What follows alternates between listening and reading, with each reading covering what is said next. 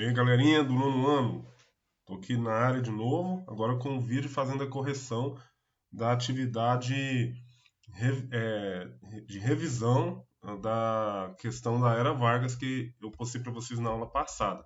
Então tá aqui o arquivo aberto, você tinha aí nesse arquivo esse cartaz com Getúlio Vargas, e a primeira pergunta é: quem é o personagem histórico? Ah, o personagem histórico é o Getúlio Vargas. Vai dizer que você não sabia? Nossa. Bom, a segunda pergunta na letra B era: por que a menção da data 1º de maio e o que é comemorado neste dia? Ora, no dia 1º de maio é comemorado o Dia do Trabalho. E o Getúlio Vargas escolheu essa data para colocar em vigor as leis trabalhistas criadas por seu governo. Letra C. No primeiro cartaz está escrito: as leis sociais com que o atual governo, por iniciativa própria, tem procurado amparar as classes trabalhadoras, devem constituir motivo de orgulho para os brasileiros. O que a propaganda do cartaz está defendendo? Ó, a frase incita os trabalhadores a reconhecer os esforços do governo em proporcionar melhoria nas condições de trabalho. Essa é uma frase populista, porque ela está enaltecendo os esforços do governo do Getúlio Vargas em melhorar as condições de trabalho reivindicada por esses mesmos trabalhadores.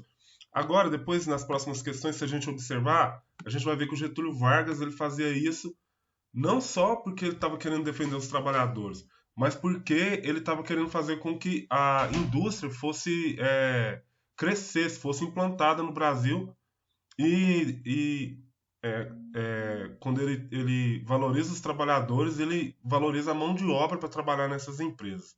Letra D. Por que utiliza-se a palavra benemérito para o presidente no texto? Como a gente viu na aula passada, o Google nos ajudou no vídeo lá, dizendo que benemérito é aquele que é digno de honrarias e homenagens, certo?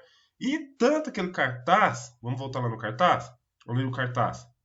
Como Getúlio Vargas, acho que ele está até com filtro, né?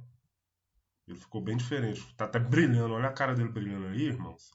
Enfim, então, aquele cartaz ele foi desenvolvido pelo Departamento de Imprensa e Propaganda, o DIP.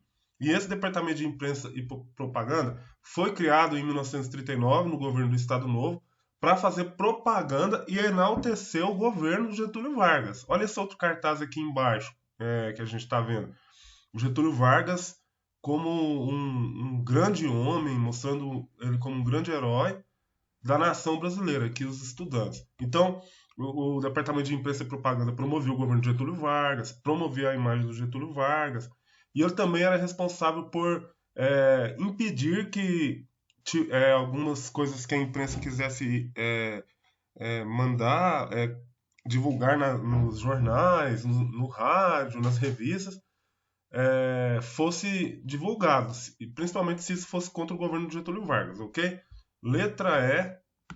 Qual classe social as pessoas que aparecem no cartaz logo abaixo da figura do presidente representam? Bom, o cartaz não é esse aqui não. O cartaz é o lá do começo. Vamos voltar lá no cartaz. Olha aí. Quem que é essa galera que tá aí? Ah, isso aqui tava fácil. Não é possível que você não soube responder. São os trabalhadores, ok? Na questão 2, a letra A, B, C, D e E era verdadeira. A, F, fake news. E a letra G, verdadeira. Então, todas essas aí que são verdade foram leis criadas pelo governo de Getúlio Vargas. E a F é falsa porque o governo, a semana não era de 24 horas de trabalho. Com base na imagem nos textos, agora você vai responder a questão 3 e 4. A questão 3 era para que você falasse sobre a ideologia do trabalhismo e do populismo.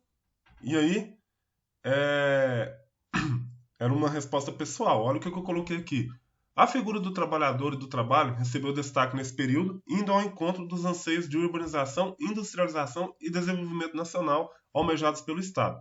O trabalhador era a esperança do país. Então, a ideologia trabalhista dizia que o trabalhador era a esperança do país e, por conta disso, o Getúlio Vargas criou esse monte de leis. E aí, aproveitando do populismo, a, a população brasileira estava insatisfeita, mas politicamente impotente, e viu na figura do Getúlio Vargas alguém que podia resolver esse problema social. Olha aí, ó, Estado que se apoia na situação de desconforto social, dirigindo esta massa para um determinado objetivo político que é definido sem a participação popular, apesar deste se sentir amparado. Então Getúlio Vargas se apropria dessa dificuldade que o povo está vivendo, que precisa de melhores leis trabalhistas, e ele vai e assume o poder, mas só que o povo praticamente não participa, porque o Getúlio Vargas de 37 a 45 tornou-se um ditador. Então, nesse contexto, ele é o pai dos pobres, mas outros historiadores vão chamar ele de mãe dos ricos, porque ele governava para os dois. Aí a questão 4, resposta. Essa concepção difundida durante o Estado Novo, pelo DIP, cuja finalidade era notabilizar o presidente e aproximá-lo da população para ideologicamente manipulá-la. Essa ideologia política era centrada na figura do presidente, em sua obra social e em sua relação direta pessoal com os trabalhadores. Questão 5. Na Constituição de 1934, o Getúlio Vargas sancionou o voto secreto e o voto feminino, ok? Então vamos parar por aqui. Daqui a pouco a gente fala do mapa mental que tem nessa atividade aqui. Um abraço.